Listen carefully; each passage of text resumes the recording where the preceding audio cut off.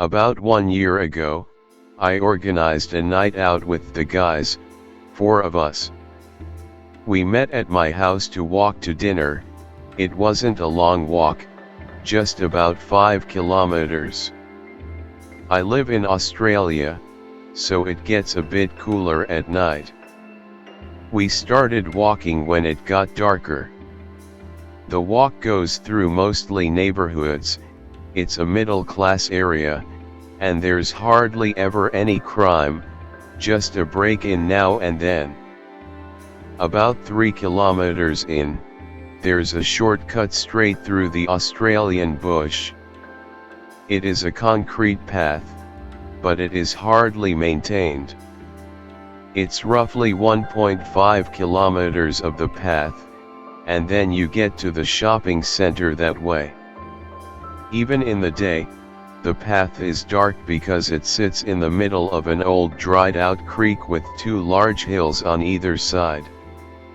There is a steep drop in the middle of the path, so it was pretty fun to ride down on your bike as a kid, though it was better maintained back then. We got to the bush, and as I said, it was getting darker, so I got my phone light out to see if any snakes might sneak up on us. Wouldn't be the first time. As we got to the steep bit of the path, I jokingly shoved my mate Tom into Connor. He did the same, and I slipped and fell over into the red dirt. My blue Adidas cap fell off, and weirdly we couldn't find it. It must have just blown deeper into the bush. I shrugged it off, it was a cheap knockoff anyway. We got to dinner. We didn't drink because the guy whose birthday it was Muslim, so it didn't seem appropriate. At about 9:20, we started the walk back with a few groceries in hand for breakfast in the morning. We got to the bush part. It was pitch black, like you can't see anything dark. I got my phone out and put the light on. We were talking about religion, just the usual philosophical talk about demons, gods, and politics, as we all are pretty interested in. One of my mates is pretty jumpy when it comes to scary stuff, so when we all heard a rustle in the bush, I gave him a shove. He jumped and laughed it off, but then, 5 seconds later, we heard a scream.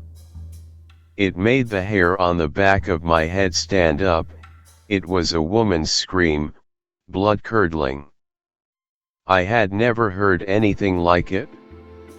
We all looked at each other. We kept walking in silence, a bit faster the way we were going. I couldn't justify what I heard, so I ignored it.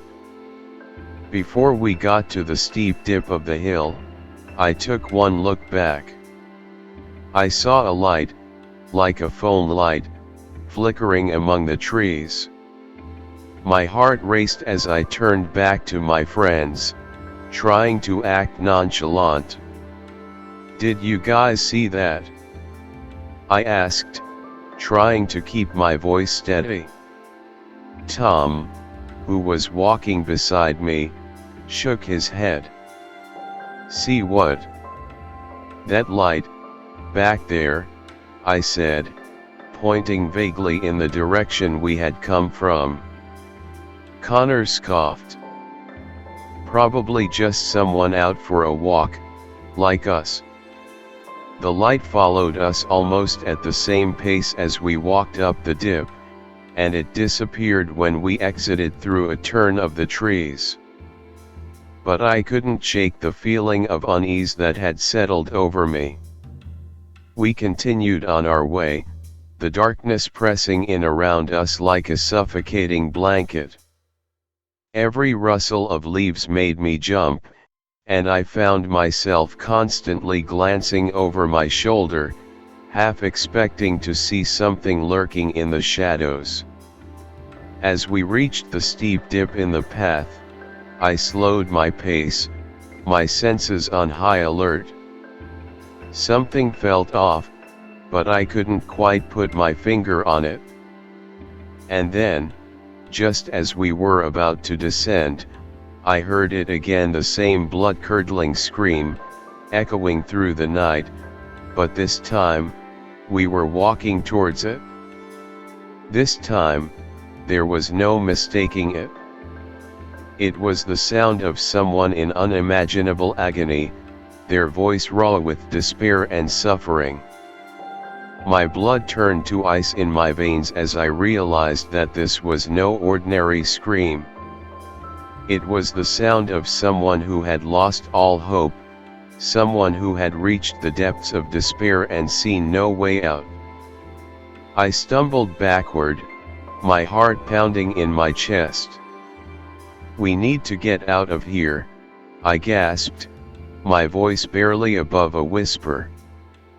But before we could move, the air around us seemed to grow thick with darkness, suffocating us with its malevolence. And then, emerging from the shadows, came a figure, a woman, her face twisted in agony, her eyes empty and soulless, hanging in the moonlight. I screamed, the sound tearing from my throat in a primal burst of terror. But even as I tried to flee, I knew it was too late. We were trapped in a nightmare of our own making, haunted by the spectre of someone who had chosen to end their life in the depths of the Australian bush.